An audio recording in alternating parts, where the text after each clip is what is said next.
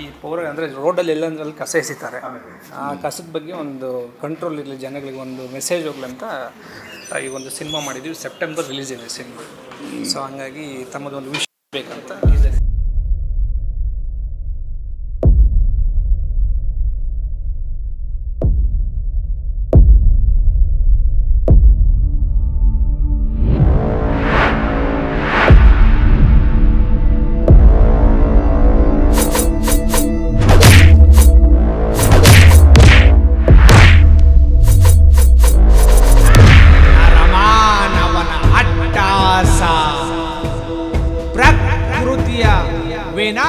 ಚಂದ್ರು ಓಬಯ್ಯ ಅಂತಕ್ಕಂಥವರು ನಮ್ಮ ತುಮಕೂರು ಜಿಲ್ಲೆ ಪಾವಗಡ ನಮ್ಮ ಜಿಲ್ಲೆಯ ಒಬ್ಬ ಹೆಮ್ಮೆಯ ಪುತ್ರ.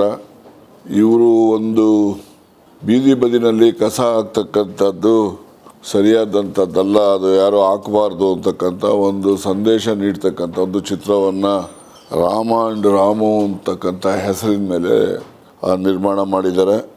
ಆ ನಿರ್ಮಾಣದ ಉದ್ದೇಶ ಸಾರ್ವಜನಿಕವಾಗಿ ಜನಸಾಮಾನ್ಯರಿಗೆ ಒಂದು ಸಂದೇಶವನ್ನು ಕೊಡ್ತಕ್ಕಂಥದ್ದು. ಯಾರು ಬೀದಿಗಳಲ್ಲಿ ಕಸ ಎಸಿಬಾರ್ದು, ಹಾಗೆಯೇ ಸ್ವಚ್ಛತೆಯನ್ನು ಕಾಪಾಡ್ತಕ್ಕಂಥದ್ದು. ಮತ್ತು ಸ್ವಚ್ಛತೆಯನ್ನು ಕಾಪಾಡ್ತಕ್ಕಂಥ ಸಂದರ್ಭದಲ್ಲಿ ಕೆಲಸ ಮಾಡ್ತಕ್ಕಂಥ ಪೌರ ಕಾರ್ಮಿಕರ ಬಗ್ಗೆ ನಮಗೆ ಗೌರವ ಇರಬೇಕು.